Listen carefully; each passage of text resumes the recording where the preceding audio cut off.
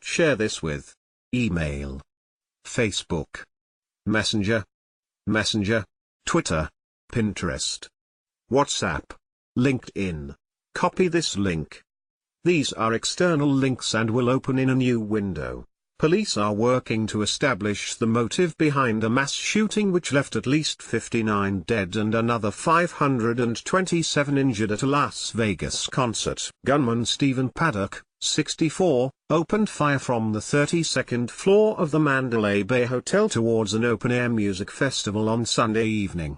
Police found 23 guns in his hotel room, as well as in excess of 19 firearms and explosives at his Nevada home. But as yet, no clear reason for the killing has emerged. Investigators have found no link to international terrorism, despite a claim from so-called Islamic State.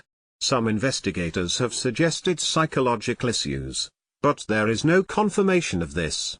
The shooter was not known to police. President Donald Trump described the attack as pure evil in an address from the White House on Monday. Stephen Paddock lived in a community of senior citizens in the small town of Mesquite, northeast of Las Vegas. He reportedly lived with a woman called Mary Lou Danley who is out of the country in Japan, and does not appear to be involved, police said. Las Vegas Sheriff Joseph Lombardo said when police searched the property after the attack they found 19 additional firearms, some explosives and several thousand rounds of ammo, along with some electronic devices we're evaluating at this point. Officers also found ammonium nitrate in Paddock's car. The explosive found in his home was tannerite, the sheriff said. There is a second house in northern Nevada which SWAT teams are due to check for booby traps before carrying out a search, Sheriff Lombardo said. David Famiglietti of the New Frontier Armory told the BBC that Paddock had purchased firearms at his store in North Las Vegas in the spring of this year, meeting all state and federal requirements, including an FBI background check. However, the shotgun and rifle Paddock bought would not have been capable of what we've seen and heard in the video without modification, Mr. Famiglietti said. Despite the large cache of weapons in his home, his brother, Eric, is dumbfounded that he acted this way. Las Vegas Sheriff Joe Lombardo described the shooting as a lone wolf attack. So-called Islamic State has claimed to be behind the attack, saying Paddock had converted to Islam some months ago. But the group provided no evidence for this and has made unsubstantiated claims in the past. FBI Special Agent Aaron Rouse told a news conference, "We have determined at this point no connection to an international terrorist organization." ISIS's claim of responsibility for the Las Vegas attack is very unusual in that the perpetrator's profile does not fit that of supporters or soldiers that the group has claimed in the past, writes Mino Al-Lamy, who monitors jihadist groups for the BBC. If true, his suicide would be deemed wholly un-Islamic, she adds. Jihadist suicides involve the assailant blowing himself up in order to kill those around him. The final shows of the three-day Route 91 Country Music Festival were in full swing when the gunman struck.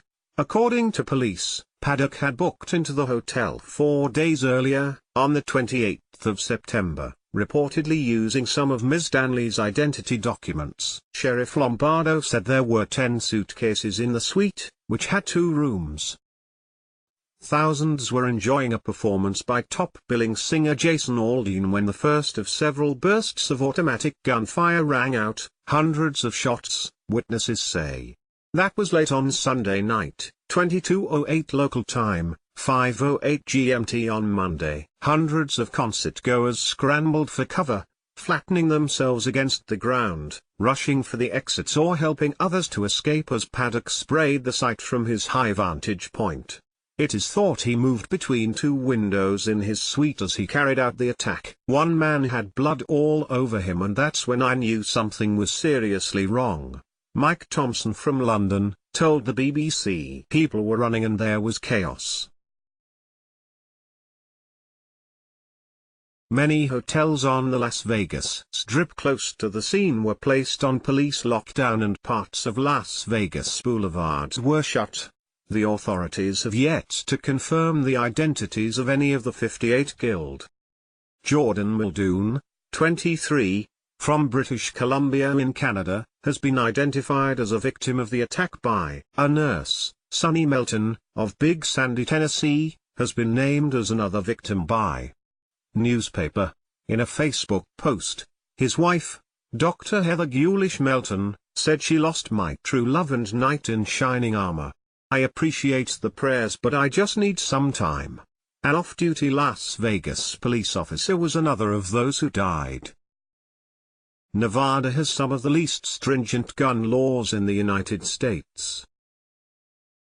People are allowed to carry weapons and do not have to register themselves as a gun owner. Background checks are done when people buy guns, but they are also allowed to sell them privately. Former Congresswoman Gabrielle Giffords, who survived a shooting 6 years ago, called for political leaders in Washington to introduce tougher gun laws following the Las Vegas attack. Her husband Mark Kelly read out a joint statement on the steps of the Capitol saying thoughts and prayers from the White House were not enough to stop the next shooting. In the worst U.S. shooting in recent history, at least 59 were killed and more than 500 injured.